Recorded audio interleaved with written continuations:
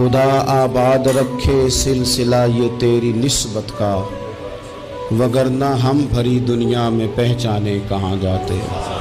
اور نصیر اچھا ہوا در مل گیا ان کا ہمیں، ورنہ کہاں رکتے کہاں تھمتے خدا جانے۔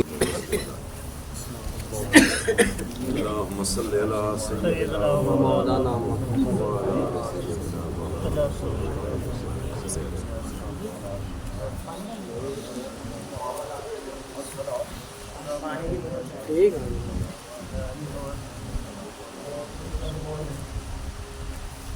سب تعریفیں اس خالق کائنات کے لیے جو ہم سب کا خالق، مالک اور رازق ہے، اور بے حد درود و بے حد سلام وجہ تخلیق کائنات حضرت محمد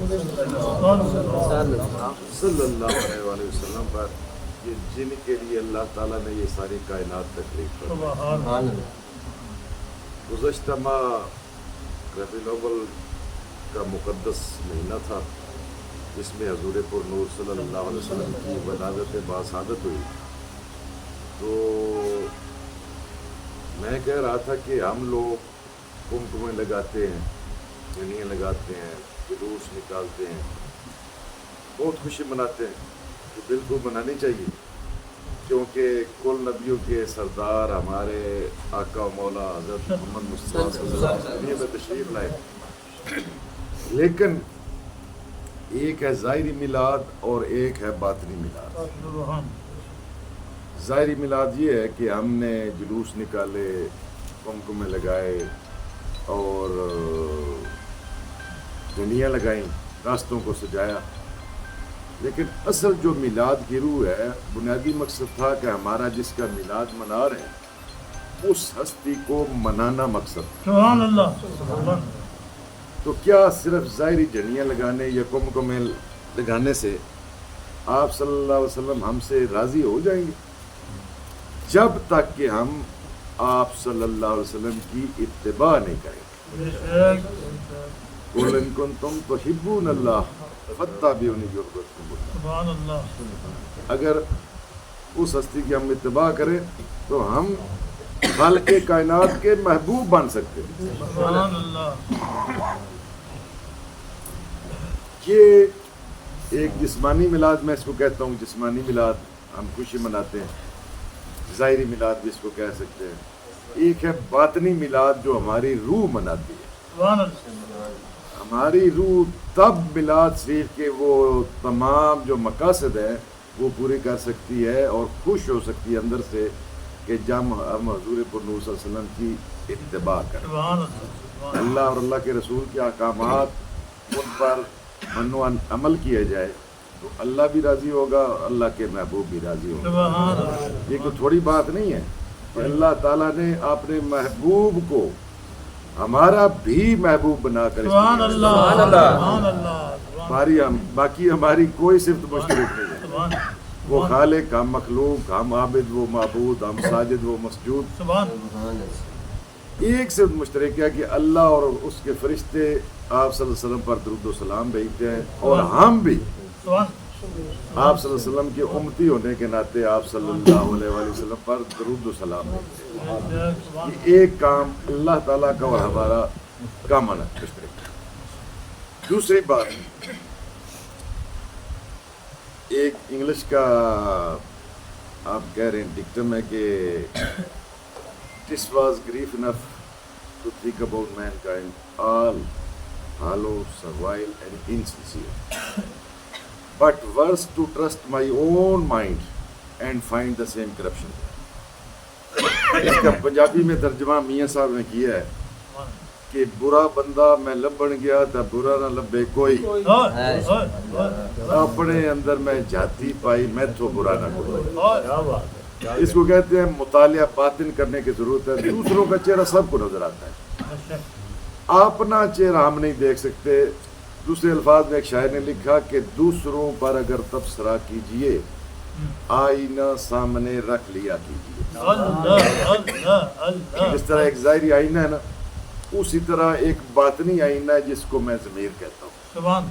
ضمیر جب آپ کوئی ایسا کام کرنے لگے ہیں، کسی کو تکلیف پہنچانے لگے ہیں کسی کی غیبت کرنے لگے، کسی پر تہمت لگانے لگے، اس وقت آپ نے اندر بھی ذرا جھانک کر دیکھ لیں کہ کیا آپ ان غلطیوں سے مبرا ہے، یا آپ کے اندر بھی یہ اس سے زیادہ پائی جاتی ہے غلطیاں۔ اللہ اللہ یہ گناہ، غیبت یہ گناہ ہے، سارے بڑے بڑے گناہ ہیں، کبیرہ گناہ ہے، تہمت لگانا، غیبت کرنا۔ اور یہ اس کی بیس کیا ہے؟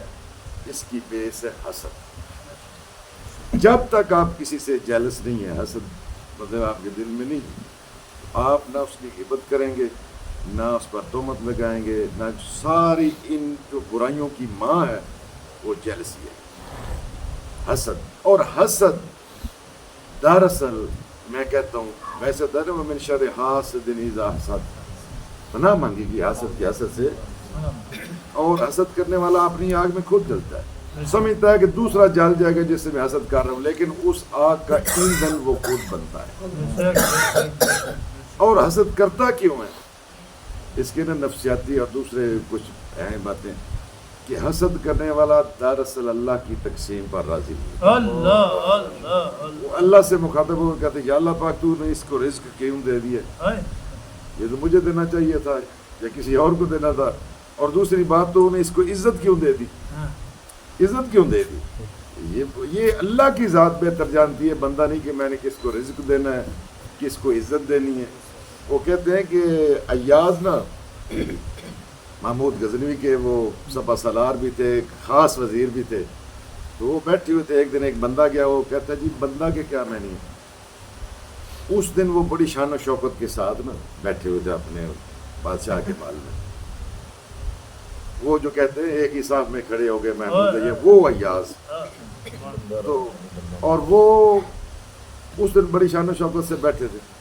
انہوں نے کہا کہ کل آنا، اسی وقت کل آنا، میں تمہیں بتاؤں گا کہ بندہ کے کیا میں۔ دوسرے دن وہ گئے، بندہ وہ کیا دیکھتا ہے کہ سپاہیوں نے ہاتھوں میں ہتھ کڑیاں، پاؤں میں بیڑیاں لگائی ہیں، گلے میں توق ہے، اور وہ کھینچ کر لے کر جا رہے ہیں۔ ایاز نے جب بندے کو دیکھا تو کہتا بھائی آ جاؤ آ جاؤ، یہ ہے بندہ کے معنی۔ اور حقیقت بھی ہے کہ وہ تو عز و منتشا، وہ تو ذل و منتشا، جس کو وہ چاہے، کل تو نے وہ دوسرا جلوہ دیکھا تھا، وہ تو عز و منتشا، اور آج وہ تو ذل و منتشا، وہ دیکھ لے۔ ٹھیک ہے، اس کی ساری بیس ہے کہ انسان کی نیت کیا ہے۔ میں وہ پڑھ رہا تھا کہ قیامت کے روز بڑا عجیب منظر ہوگا، جب تسبیحاں، مصلے، رنگ برنگی پگڑیاں، حجاب، برقعے، اللہ کی ذات کہے گی کہ ان کو ایک طرف رکھ دو، میں تو تمہاری جو نیتیں ہیں نا وہ میزان میں تو انما الاعمال بالنیات، اعمال کا دار و مدار نیتوں پر ہے۔ ہم اگر حج بھی کر رہے ہیں، اگر ہم اس غرض سے جا رہے ہیں کہ ہمارے رشتہ داروں کو ہم بلائیں کہ وہ دیکھیں کہ میرے پاس کتنی دولت ہے، میں 7-8 لاکھ روپیہ جو ہے خرچ کر کے حج پہ جا رہا ہوں، تو اگر تو نیت انسان کی یہ انا پرست بندے کی ہمیشہ یہ نیت ہوتی ہے۔ انا پرست جو بندہ ہے نا، جو اللہ کی مرضی کے تابع نہیں، خود کو سمجھتا ہے کہ میری مرضی چلے۔ انا پرست وہ شخص ہے جو کہتا ہے کہ میری مرضی چلے، اللہ کی نہ چلے۔ جناب غوث اعظم کی 10 سال نہ ایک بندے نے خدمت کی، اس نے کہا حضور کو نصیحت فرمائے جاتے ہوئے، آپ نے فرمایا بیٹا کبھی خود کو خدا نہ بنانا۔ اس نے کہا جناب حضور وہ کون بناتا ہے بندہ؟ بھائی تم جاؤ گے، عملی زندگی میں قدم رکھو گے، مختلف لوگوں سے واسطہ پڑے گا، مختلف لوگوں سے واسطہ پڑے گا، تو میں یہ کہتا ہوں تم یہ نہ چاہنا کہ جیسے میں چاہ رہا ہوں ایسا ہی ہو، جیسے اللہ چاہتا ہے وہ ایسا ہی کرتا ہے۔ جب تم یہ چاہو گے، اپنی مرضی 100% ٹھونسنا چاہو گے کہ جیسے میں چاہ رہا ہوں ایسا ہو، اس کا مطلب یہ تم خدا بننے کی کوشش کر رہے ہو۔ اللہ کی رضا میں شامل رہنا یہ سب سے بڑی بات ہے۔ تو وہ حج کی بات چاہ رہی تھی کہ حج اب کر رہا ہے، اس کی نیت یہ ہے کہ میرے رشتہ دار دیکھیں کہ میرے پاس کتنی دولت ہے۔ اب وہ کیا کر رہا ہے؟ جو انا پرست شخص ہے نا، اس میں ہمیشہ وہ تو ہی پسند ہوتا ہے، وہ دو ہی پسند ہے۔ وہ علامہ صاحب نے جیسے لکھا تھا نا کہ باطل دو ہی پسند ہے، حق لا شریک ہے، شرکت میان حق کو باطل نہ کر قبول۔ وہ جو ناپر شخص ہے وہ دو ہی پسند کرتا ہے، وہ چاہتا ہے کہ یہ دنیا بھی مجھ سے خوش رہے اور اللہ کی ذات بھی خوش رہے. باطل کو بھی سر انجام دینا چاہتا ہے اور چاہتا ہے کہ حق بھی میرے ساتھ ہی رہے. کام وہ فرعون کا کرتا ہے, انجام چاہتا ہے میرا موسیٰ جیسا ہو. کام وہ یزید کے کرتا ہے, انجام چاہتا ہے میرا حسین جیسا ہو. کام وہ نمرود جیسے کرتا ہے, انجام چاہتا ہے میرا ابراہیم جیسا ہو.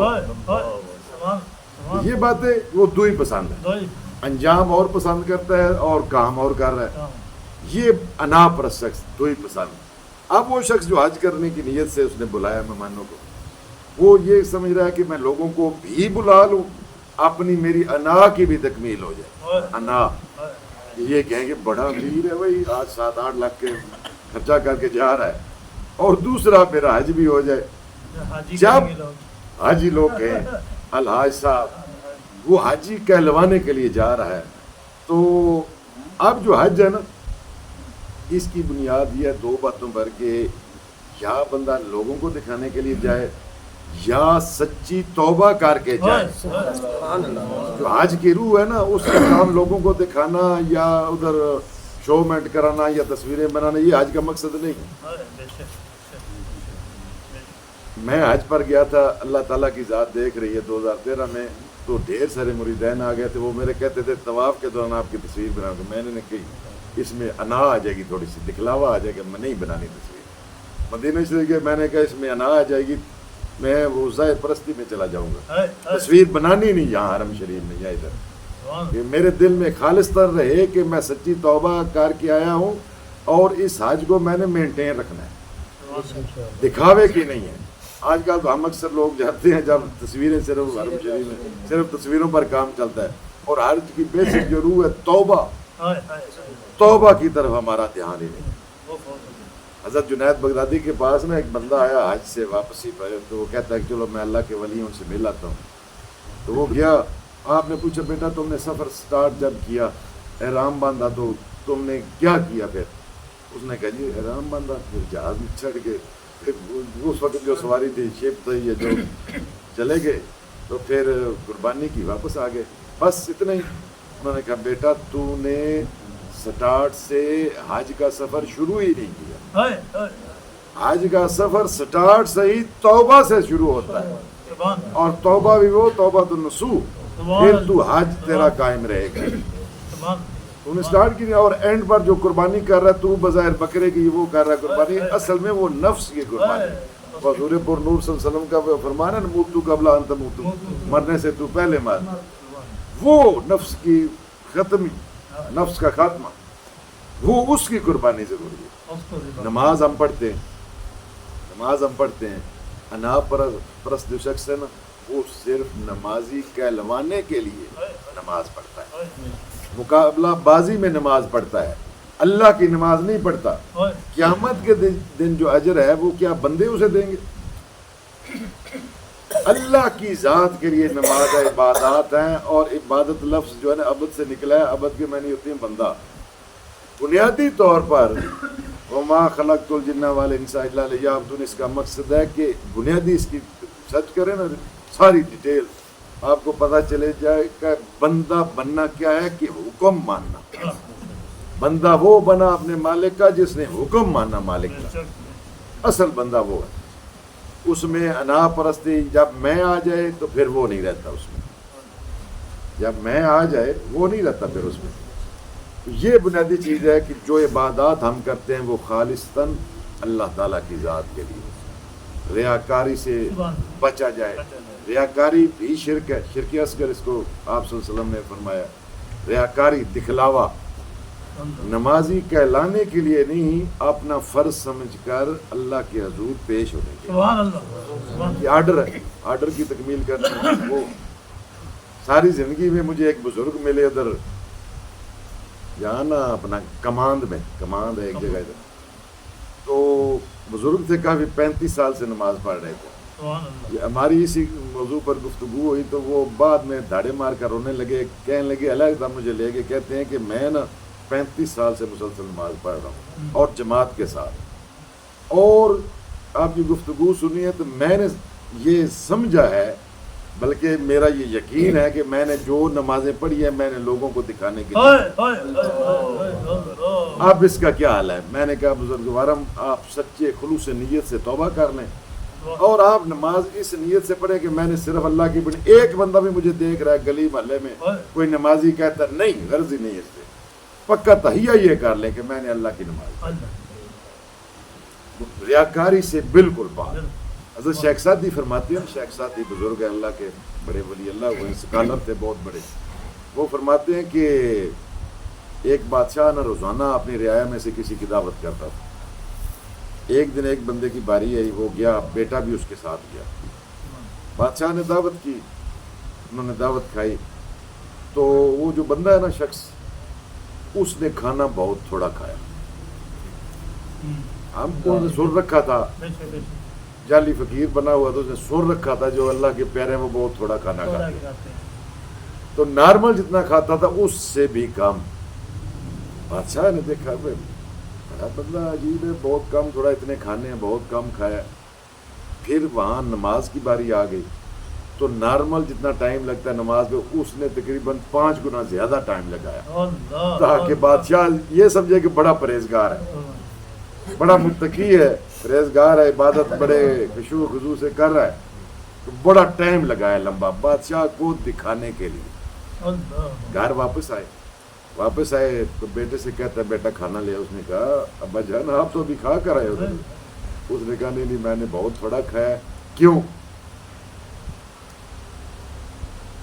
بادشاہ کو دکھانے کے لیے تاکہ وہ سمجھے بڑا پارسا شخص ہے، بہت تھوڑا کھانا کھاتا ہے، فقیر ٹائپ کو درویش بندہ. اس نے کہا اچھا جو آپ نے پھر نماز پڑھی تھی وہ اتنی لمبی پڑھی تھی وہ بھی پھر بادشاہ کو دکھانے کے لیے تھی؟ انہوں نے کہا ہاں بادشاہ کو دکھانے کے لیے تھی. اس نے کہا ابا جان کھانا بھی کھا لے اور نماز بھی دوبارہ ادا کر. وہ جو نماز آپ نے پڑھی ہے نا وہ اللہ کے لیے نہیں پڑھی، وہ بادشاہ کو دکھانے کے لیے پڑھی ہے. آپ دوبارہ اللہ کی نماز بھی ادا کر. یہ باتیں چھوٹی چھوٹی. ایک اور بات آج کل بڑی میں ضرورت محسوس کرتا ہوں بتانے کی، دیکھتے رہتے ہیں سوشل میڈیا بھی باقی چیزیں بھی. آج کل نا یہ مطلب میری اس پر بہت تحقیقات ہیں، دیکھا ہے جو میں نے آبزرو کیا ہے کلوزلی. وہ یہ بات ہے کہ آج کل ہماری مساجد میں مولا علی کا بغض بہت ترقی کر رہا ہے. ہم اہل سنت کے لبادے میں ہمارے اندر اہل مولا علی کا بغض بہت مطلب ہے بڑھ رہا ہے. اگر ہم نام لیتے جائیں مسجد میں کھڑے ہو کر تو وہ کہیں گے یہ شیعہ ہیں، یہ رافضی ہیں، تفضیلی ہیں. اگر حدیث کی روشنی میں بیان کر رہے ہیں، اللہ کے رسول کی حدیث بیان کر رہے ہیں، اس بیس پر بھی وہ جو لوگ ہیں ان کے منہ بن جائیں گے. منہ ایسے پتہ نہیں ان کے منہ کی کیسی شکلیں بن رہی، حسد کی وجہ سے، بغض کی وجہ سے. وہ علی جس کے چہرے کو دیکھنا بھی عبادت، اور اس کی گواہی کون دے رہا ہے؟ ام المومنین حضرت عائشہ صدیقہ رضی اللہ عنہا. وہ فرماتی ہیں کہ میرے والد محترم حضرت ابو بکر صدیق رضی اللہ تعالیٰ عنہ بکثرت حضرت علی کے چہرے کی طرف دیکھتے رہتے ہیں. میں نے پوچھا ابا جان اور لوگ بھی ہوتے ہیں، آپ مولا علی کے چہرے کی طرف کیوں دیکھتے رہتے ہیں؟ انہوں نے فرمایا بیٹی میں ہر وقت عبادت کرتا رہتا ہوں. کیوں؟ کہ میں نے حضور پر نور صلی اللہ علیہ وسلم کی زبان مبارک سے سنا ہے النظر الی وجہ علی عبادت، علی کے چہرے کو تکنا بھی عبادت. میں وہ عبادت کرتا رہتا ہوں. اور حضور پر نور صلی اللہ علیہ وسلم کی یہ حدیث کہ علی کا ذکر بھی عبادت ہے. آج ہم چہرے کی زیارت تو نہیں کر سکتے، تو ذکر تو کر سکتے ہیں. جب مسجد میں ذکر ہو ہماری تو عبادت ہوئی نا. تو وہ ہم فرقہ پرستی میں آ کر، فرقہ پرستی میں یاد رکھیں پہلی بات تو فرقہ پرستی کا اسلام میں وجود نہیں. لا تفرقوا لا تفرقوا بار بار ہوتا، لیکن اس بیس پر، اس کو بیس بنا کر کے یہ اس کو جی اس کو تقویت ملتی ہے، اس کی اس کو تقویت ملتی ہے. تو کیا اگر ہم مولا علی کا ذکر نہ کریں تو ناسبیت کو تقویت نہیں ملتی؟ ذکر کرنا ہی گوارا نہ کریں خارجیت کو تقویت نہیں ملتی؟ ہم خارجی نہیں کہلائیں گے اگر اتنا بغض ہے اس ہستی کے خلاف جس کا چہرہ دیکھ کر اتنے جید صحابہ اعظام عبادت کرتے تھے. پھر آج تک بہت کم مساجد میں یہ بات بتائی جاتی ہے، حدیث ثقلین بتائی ہی نہیں جاتی، اور وہ متواتر حدیث متواتر ہوئی جس کو چیلنج کوئی بھی نہیں کر سکتا، کوئی مسلک چیلنج نہیں کر سکتا، کوئی بھی چیلنج نہیں کر سکتا کہ حضور پر نور صلی اللہ علیہ وسلم نے اس دنیا سے پردہ فرمانے سے چند روز قبل تقریباً 1.25 لاکھ صحابہ اعظام بھی جمع تھے، آپ نے فرمایا کہ میں تم میں 2 چیزیں چھوڑ کر جا رہا ہوں، اگر تم ان سے متمسک رہے تو تم کبھی گمراہ نہیں ہوگے، کامیاب ہو جاؤ گے، اگر تم نے چھوڑ دیا تو گمراہ ہو جاؤ گے، برباد ہو جاؤ گے۔ اور یہاں 3 دفعہ ایک بات حکم فرمایا کہ اپنی جو ہے نا، فرمایا نا کہ یہ اللہ کی کتاب قرآن پاک اور یہ میری اطرت میری اہل بیت، مولا علی کا ہاتھ بھی اٹھایا، تو وہاں 3 دفعہ جو فرمایا، قرآن پاک کا تو ایک دفعہ کہہ دیا، 3 دفعہ فرمایا کہ اپنی اہل بیت کے بارے میں میں تمہیں اللہ کا خوف دلاتا ہوں، 3 دفعہ فرمایا۔ وہ خوف کیا تھا؟ کچھ عرصے بعد یہ آپ نے دیکھ لیا اس اہل بیت کے ساتھ اس سو کارڈ امت نے جو نام نہاد امت تھی کیا سلوک کیا، کیا سلوک کیا۔ ابھی کربلا کتنے عرصے بعد ہو گئی تھی، کربلا برپا ہو گئی تھی، کتنے عرصے بعد آل رسول کو سرے سے ذبح کر دیا۔ اسی امت نے، علامہ صاحب نے لکھا نا، عجب مذاق ہے اسلام کی تقدیر کے ساتھ، مرد کلندر لکھ رہے ہیں کہ عجب مذاق ہے اسلام کی تقدیر کے ساتھ، کٹا حسین کا ساتھ نعرہ تکبیر کے ساتھ۔ وہ کہتے ہیں کہ اگر ہندو ہوتے، عیسائی ہوتے، یہودی ہوتے تو خدا کی قسم وہ جو ہے نا، وہ اس طرح بچوں کو، خواتین کو اس طرح نہ خواتین کی بھی حرمتی کرتے، نہ بچوں کو شہید کرتے، وہ صرف مردوں سے لڑتے، کافر ہوتے۔ تو یہ 100 کارڈ مسلمز تھے، نام کے مسلمان، وہ نام کے مسلمان جن کے بارے میں سلطان بہو صاحب نے لکھا، یہ کار علم کتاب بھی ہوندا سر نیزے کیوں چڑھ دے، 18,000 جالم آئے کہ حسین دے مردے کو، ان ہستیوں کو جن کے ذکر کے بغیر ہماری نماز ہی نہیں ہوتی۔ درود پاک اگر نہ پڑھیں، درود ابراہیمی تو نماز ہوتی ہے، درود ابراہیمی کس پر ہے؟ محمد اور آل محمد۔ حضرت امام شافعی اتنے بڑے امام، انہوں نے پینتن پاک کی تعریف کی تو لوگوں نے کہا یہ تو شیعہ ہے۔ اس وقت بھی امام ابو حنیفہ کے بارے میں رحمۃ اللہ علیہ کے بارے میں کہا گیا، امام نسائی کو تو انہوں نے شہید ہی کر دیا، امام نسائی کو شہید کر دیا کہ تم نے مولا علی کی یہ کیوں لکھی ہے، ان کی فضیلت میں چیزیں کیوں لکھی ہیں۔ مطلب ہے دوسری بات کہ یہ انہوں نے فرمایا، حضرت امام شافعی رحمۃ اللہ علیہ نے انہوں نے فرمایا کہ اگر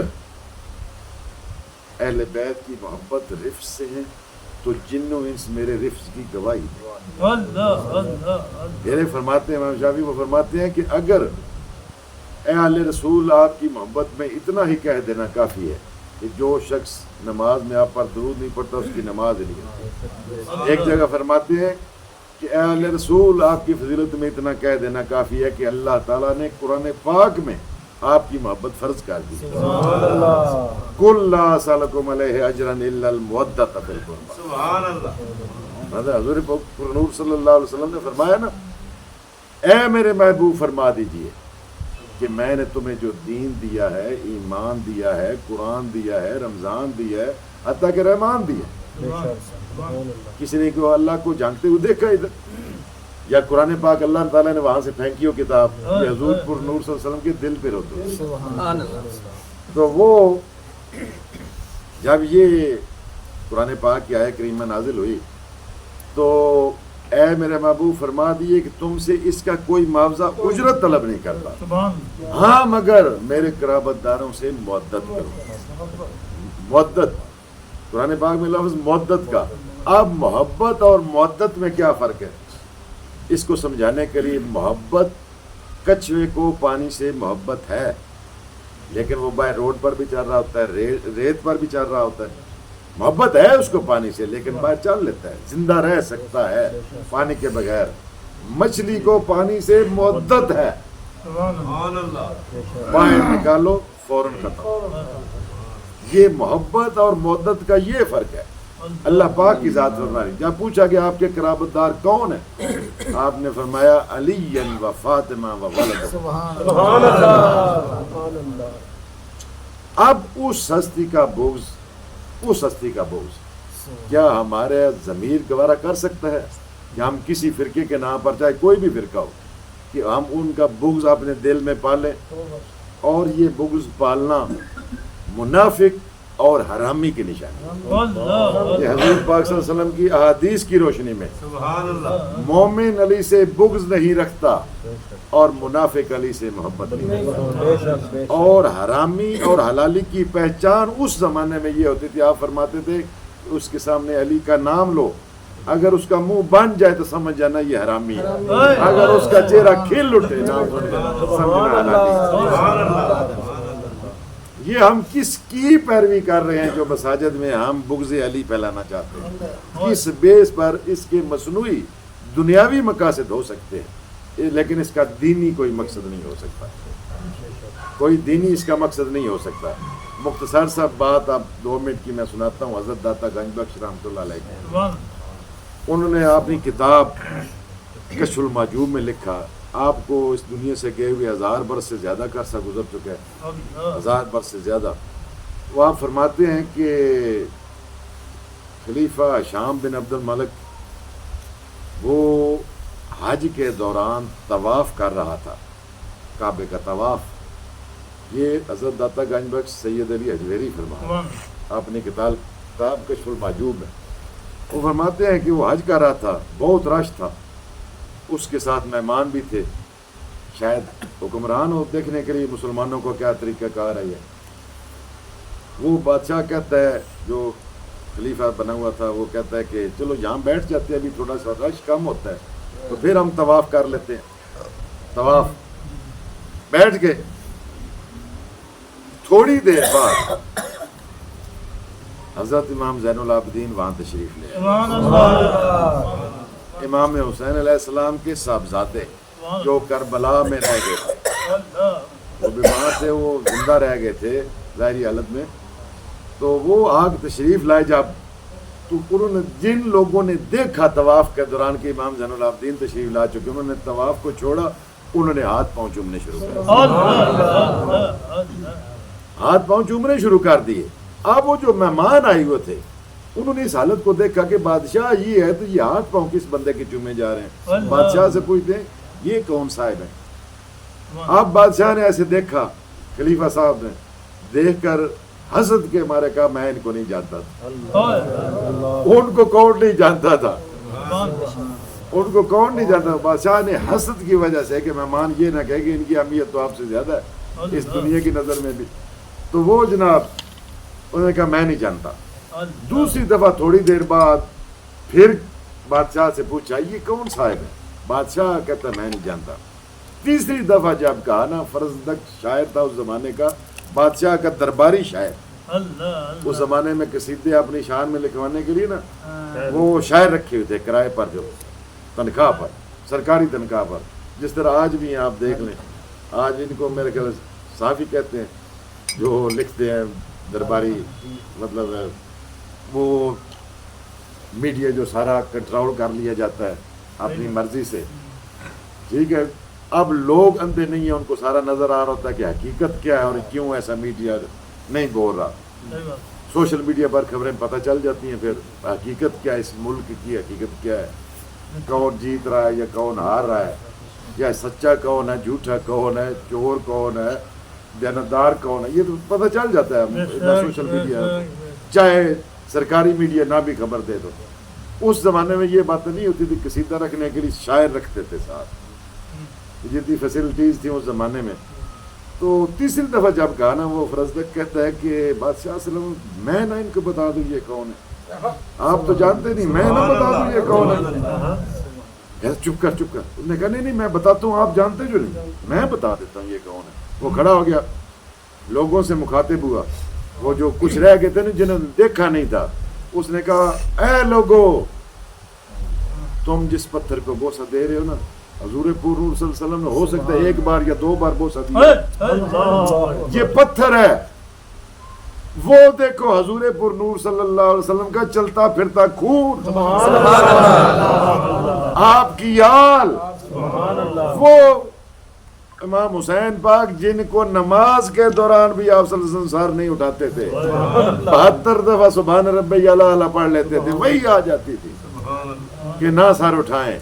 وہ حسین ان کے یہ صاحبزادے ہیں، آؤ، ان کو بکثرت ہر وقت آپ صلی اللہ علیہ وسلم بوسے دیتے تھے، چلتا پھرتا خون۔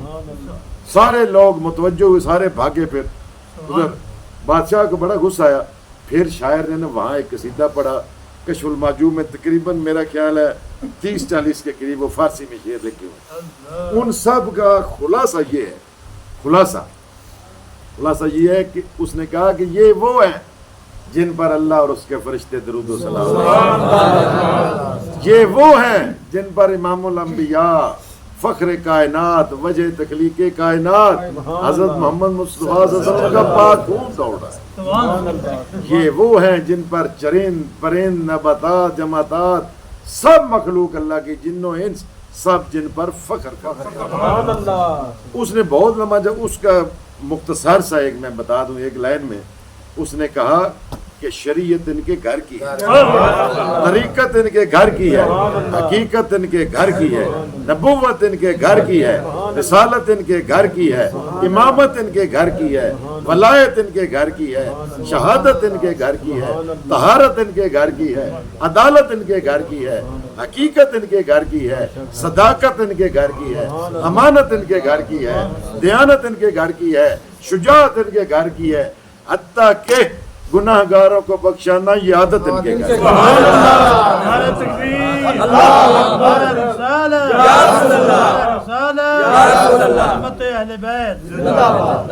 جب اتنے بڑے بزرگ لکھ رہے ہیں ان کی بات کو چیلنج بھی نہیں کیا جا سکتا۔ وہ آج کے زمانے کا بندہ کہ نہیں جی ایک اللہ کے کامل ولی جو ہے وہ بات لکھ رہے ہیں، انہوں نے دلائل کے ساتھ اور ثبوت کے ساتھ لکھی ہے، تو اس کو چیلنج آج کا انسان جو ناسبیت کی طرف متوجہ ہو اس کو چیلنج نہیں کر سکتا۔ جس طرح حدیث ثقلین کو چیلنج نہیں کیا جا سکتا متواتر، اس طرح اس بات کو بھی نہیں چیلنج کیا جا سکتا۔ اللہ پاک ہم سب کو خوف خدا، عشق مصطفیٰ، عشق اہل بیت اور اعمال صالح کرنے کی توفیق عطا۔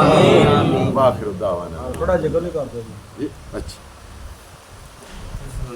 تھوڑا سا پنجابی میں ذکر ہے، 2-3 شعر ہیں، آپ سب نے مل کر پڑھنا۔ کرمان نہ دنیا فانی دا،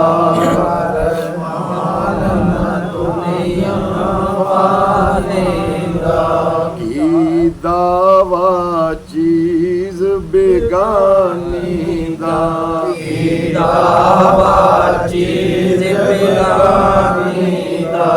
چھڈ فخر غرور جوانی دا،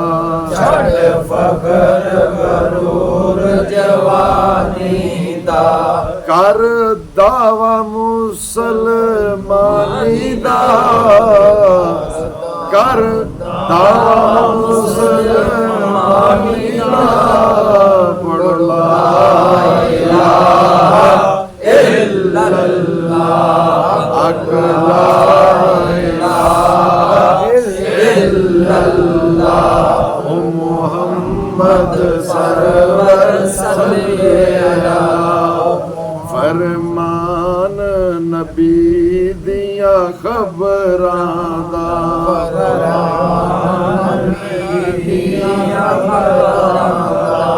کلمہ ساتھی ہو سیا قبراں دا،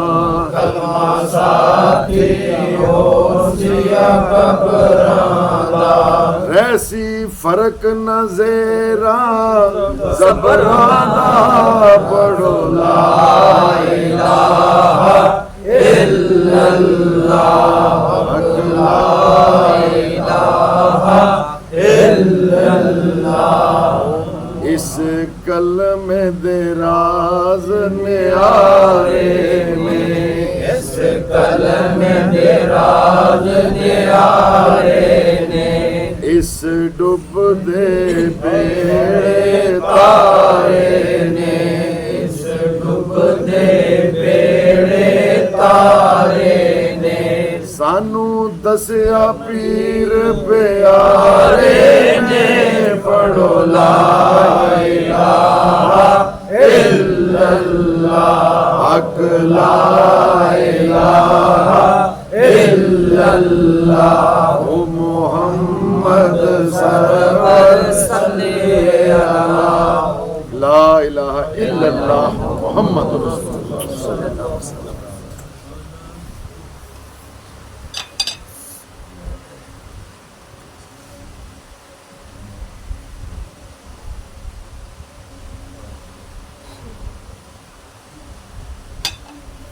आमीन।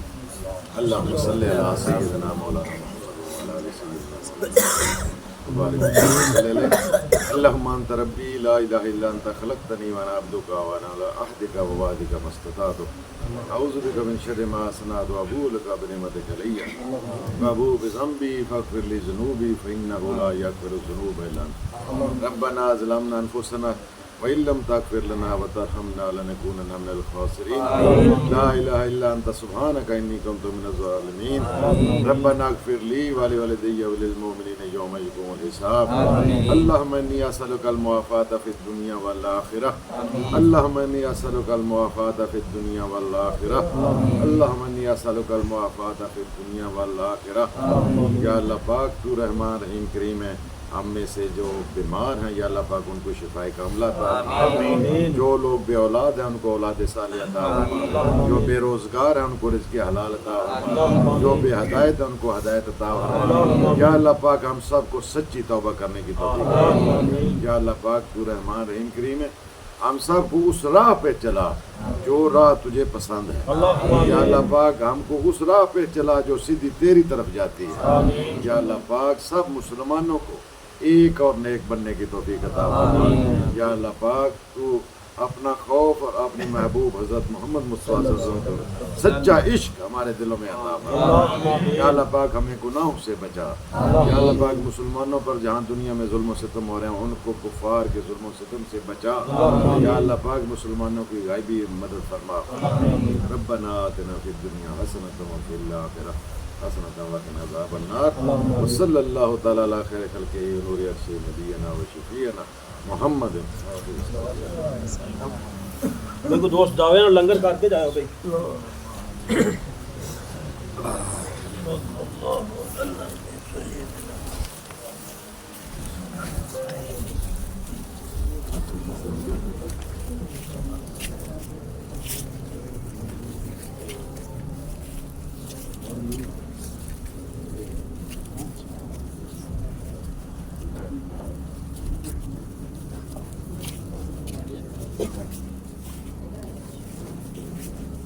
No, yo okay.